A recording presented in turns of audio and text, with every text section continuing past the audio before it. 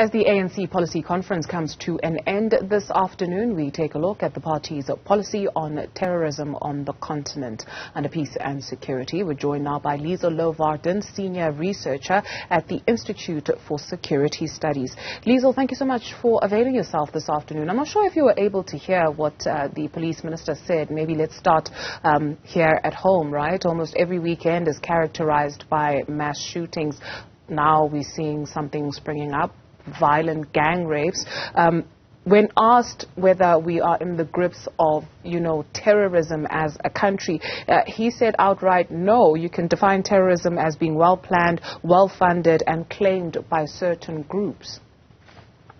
Yes, I agree with the minister. Of course, if we are talking about terrorism on the African continent, we at the Institute for Security Studies and others prefer to talk about violent extremism. Terrorism is something that is often used, just defined as when people are terrorized, which is what is happening in some places. These incidents of violent crime, organized crime that you've been describing. But I would say terrorism linked to, for example, the Islamic State, Al-Qaeda, that I think, was discussed at the ANC foreign policy, at the ANC policy conference, and in its documents on foreign policy. It's definitely not the same thing. Okay, let's get into the policy document. So under peace and security, there's a sub-theme, continental and regional security. It reads, the regional and continental leadership void that was left by South Africa during the 4th and 5th administrations has severely reversed the strides of development and unity on the continent. Yesterday we heard from David Mahlobo giving a briefing and saying terrorism on the continent remains a problem. Why are we not able to shake this off after so many years? Yes, he's correct. That is a huge problem in specifically certain regions of West Africa, in the Sahel, Mali, Niger, Burkina Faso, also in the Lake Chad Basin with Boko Haram, and in Nigeria, Chad, parts of Cameroon and Niger, and also in Somalia. And then, of course, I think what is of most dire concern to us is northern Mozambique, and then in southern Africa, which really South Africa has been engaged with, and we have troops. We have now several hundred, up to 700 troops at the moment in northern Mozambique.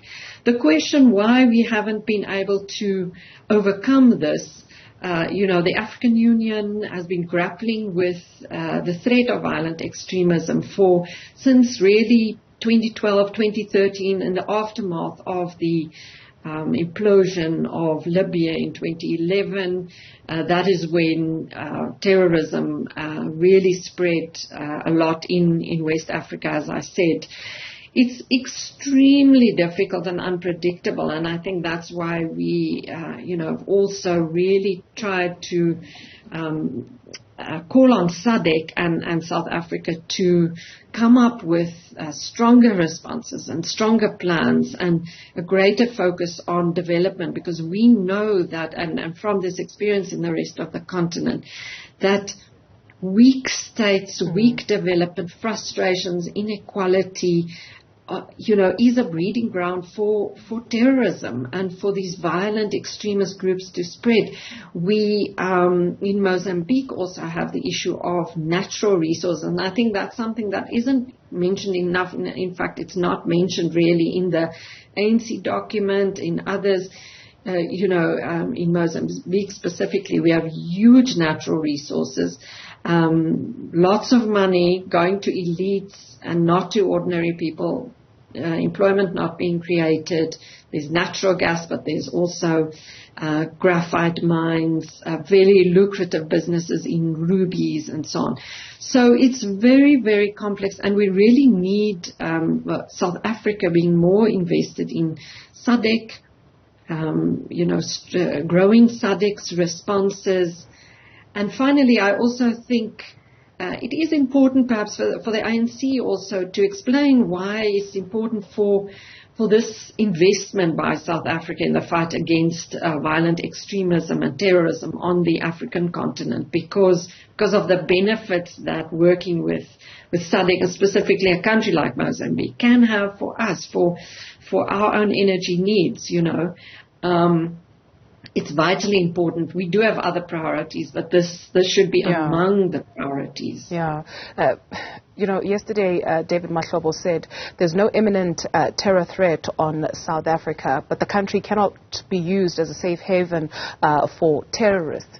So, Liesl, I'm going to ask you this very carefully, right, for lack of a better phrasing, so I'll say it as it is. We always speak about South Africa's sense of exceptionalism, and you are sounding the alarm that we need to take ourselves seriously as SADC. You speak of West Africa, where you hear, bandits came to a village and they destroyed it and a number of people were killed. Here you hear of bandits that managed to make their way through to an abandoned mine area where people were shooting a music video. 8 women raped, 1 woman raped by 10 different men. You also speak of the aspect of socioeconomic conditions in northern Mozambique that you cite. There you find young people who have no purpose about the day, who are susceptible to joining these terror groups. So, could we or can we afford to ignore this any longer? And maybe that's why we started with that definition of terrorism. Yes, by no stretch of the imagination are we there, but this bears the hallmarks of it. Should we not take it more seriously than we are? Yes, I think you're right to say we need to be very, very careful in our formulation, because we can't afford to be, sensationalist or scaremongering. There's a real difference, I think, as I said earlier, between violent extremism built on a kind of ideology that is fast spreading in certain parts, and I really have to stress certain countries with an influence then of a certain ideology and linked to international terror. That is not the case from what we see in the violent crime, organized violent crime in South Africa. You say he's there? Those? I don't see a name. Yes. Can you hear me? I do beg your pardon. Please finish your thought. I can hear you. Right. So I honestly think we must be extremely careful between organized violent crime and then these ideologically based terror groups, as you see in other parts of the continent, who have a clear ideology. They claim, creating a caliphate in certain areas. They are linked to international terror groups. We know that the United Nations, in its reports, the US government has warned the South African government that there are definitely links in terms of financing of international terror going through, certain groups in South Africa. There have even been individuals that have been named by the US government as being part of international groups. So there is that aspect of the law enforcement that should go to combat international terror. Hi, I'm so sorry about that. I do have to interrupt you.